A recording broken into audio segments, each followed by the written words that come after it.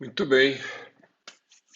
Vamos seguir então aqui para o nosso segundo conceito, recursos. Ah, Recapitulando, condições seriam parâmetros que interferem na ocorrência de uma espécie em um determinado lugar, mas que não sofrem interferência da presença dessa espécie, desse animal ou desse vegetal.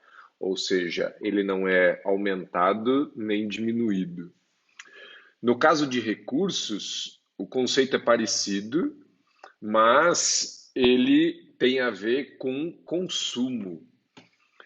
Vamos pensar da seguinte forma: se eu digo para você que uma determinada espécie consegue ou é possível dela viver em um determinado local, ela vive nesse local, primeiro, porque as condições de temperatura, umidade, pH, onda, todas aquelas que nós vimos permitem, e porque existe comida, porque existe água, porque existe espaço e porque existe parceiros para essa espécie nesse determinado lugar.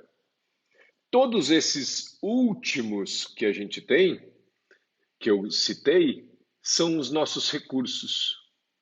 Veja da seguinte forma: a comida. Se você tem uma espécie que gosta de comer folha de laranjeira, uma espécie como essa formiga que a gente está vendo aí. Ela gosta de comer folha de laranjeira. E não existe folha de laranjeira na área aonde ela está, ela não consegue viver, ela morre. Ou ela nem chegaria lá. Então, a presença do recurso alimento, folha de laranjeira, é um fator determinante para a ocorrência da espécie. Da mesma forma, água é um recurso. Para grande parte das espécies, ele é determinante para a sua ocorrência. Então, se ele não existe naquele lugar, ele a espécie não consegue viver se não tiver, inclusive, a quantidade suficiente. A maior parte dos desertos, em algum nível, possui um certo nível de umidade no solo, mas isso nem sempre está disponível para que animais de pequeno, médio e grande porte acessem esse recurso. Então, para várias espécies, um deserto não é um local plausível de se viver, porque o recurso água não está disponível. Da mesma forma, o recurso espaço, espaço físico mesmo. Vocês terão a oportunidade de assistir aos vídeos que eu estou compartilhando com vocês do nosso planeta, que são uns vídeos incríveis, e eu sinceramente espero que vocês assistam todos eles no decorrer dessas semanas. E tem um extremamente chocante que tem uma espécie que se chama morsa. É uma espécie tipo um penípede, uma foca, só que foca é diferente, tá? Mas o morsa é aquele que tem uns dentões enormes. Existia até um desenho antigamente que tinha uma morsa no desenho.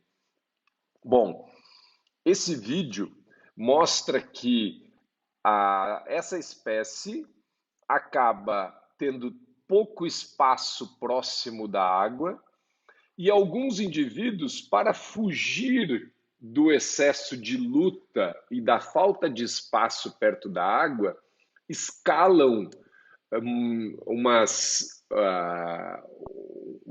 tipo quase que umas montanhazinhas próximo que tem, que e acabam caindo. São umas imagens muito pesadas, assim, sabe? É triste, mas se vê o como que a disponibilidade de recurso, espaço, é fundamental.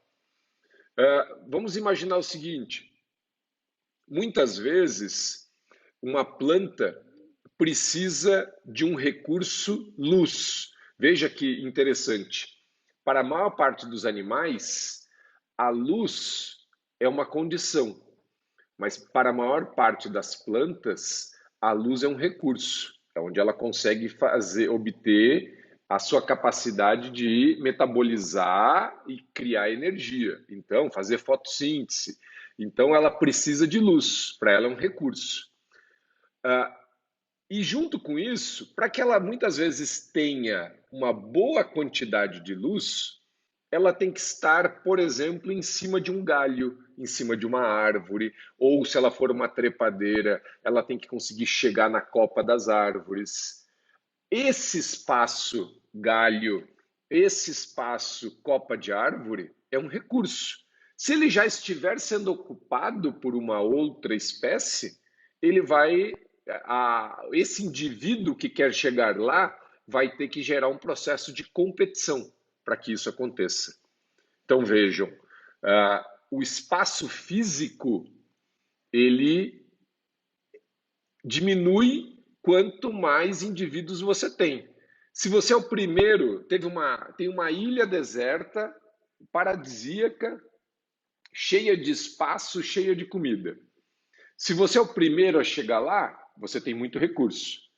Se daqui a alguns 100 anos a ilha vai estar lotada de pessoas e o espaço disponível deixou de existir. Uma nova pessoa ou um novo animal para chegar nessa ilha tem que sair alguém. Então, o espaço ele é consumido pela presença de indivíduos. E o último é parceiros. Parceiros também são recursos que diminuem. Claro que existem espécies que por exemplo, você pega a capivara, um macho, ele pode ter um harém com 10, 20, 30 fêmeas. Então, o macho é um recurso e as fêmeas são recurso. Nas espécies monogâmicas, quando um macho sai, ele deixou de estar disponível para outras fêmeas. Quando uma fêmea sai, ela deixa de estar disponível para os outros machos. O recurso diminuiu. Então, nós temos, na prática, espaço, nós temos comida, água e parceiros como recursos. E reforçando, a definição disso seria que são parâmetros biológicos que determinam a ocorrência de uma espécie em um determinado local e que são consumidos. O consumido, nesse caso, não significa necessariamente ingeridos. Eles são reduzidos em função da presença de indivíduos naquela região. Se você tem muita comida e 10 indivíduos, você vai ter que dividir muita comida por 10. Se você tem muita comida e 1.000 indivíduos, o recurso é menor. Você está consumindo mais e assim por diante. Da mesma forma, isso vale para espaço, isso vale para parceiros e isso vale para água. Tá bom?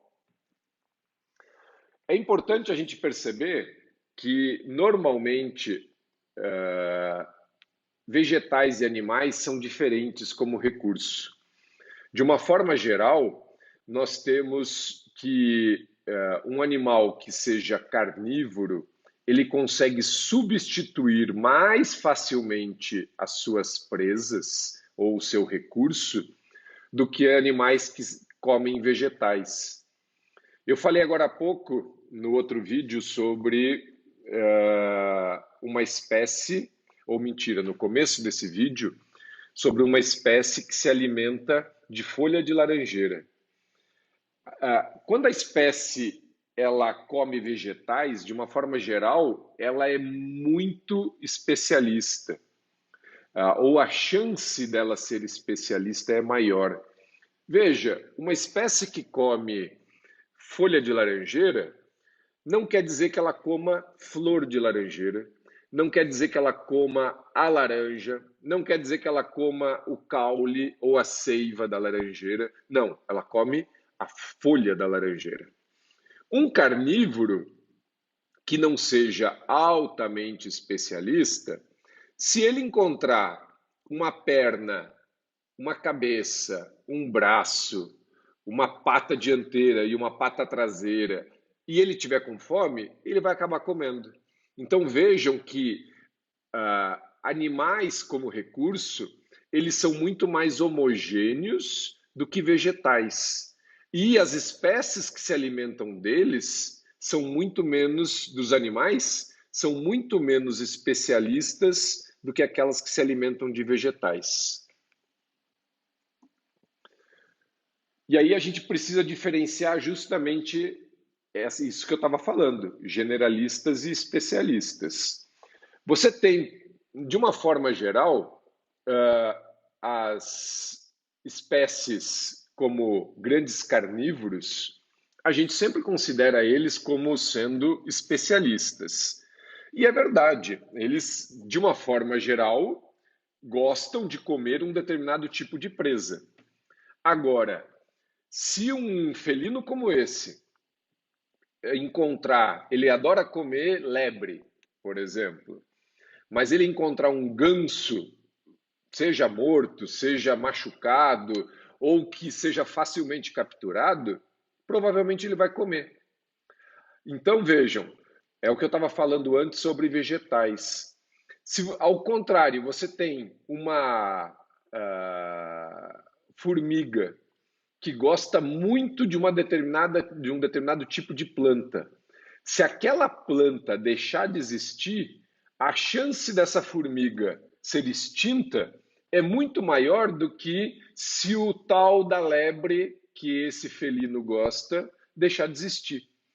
Esse felino tem uma capacidade de mudança, de se adaptar muito maior do que alguns invertebrados que gostam de vegetais. Então, apesar dele ser um especialista, ele é um especialista intermediário. Uma formiga que gosta da nossa folha de laranjeira, ele vai ser um especialista extremo. E só vai existir nos lugares em que tiver folha de laranjeira. Nesse caso, a gente pode ver, por exemplo, aqui, a gente tem um macaco prego, é uma espécie altamente generalista. Ele come carne, come vegetal, come o que aparecer pela frente, frutas.